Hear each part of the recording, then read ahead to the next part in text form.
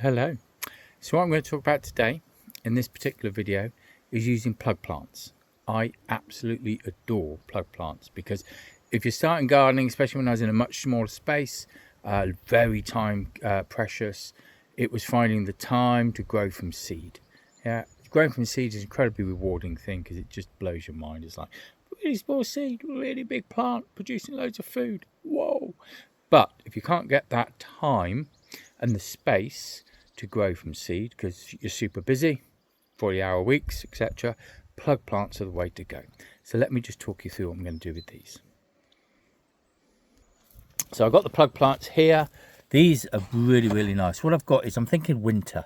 So I've got myself some purple sprouting broccoli. And these are absolutely gorgeous. They're really nice and small in this sort of size. Been grown onto a great looking healthy plants there. And I've also got, just leaning into this box, I shouldn't really pull them out by the leaves, never mind.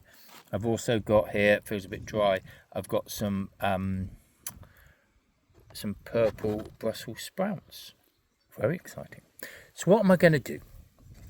I've got these, I'm not ready to put them in my bed straight away, so I need to keep them, look after them, nurture them for another month or so by the time I've got through a lot of my summer crops, and I'll be planting in then, or thin my summer crops at least.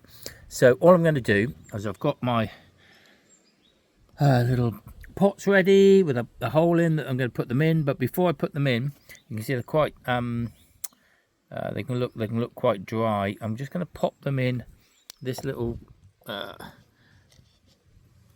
just going to pop them into some water, give them a chance to do a little bit of soaking, let that water get right into their roots because they've been in transports, they've been transitions, so they're going to be dry. And you can see here they're looking quite dry. They can look quite dry.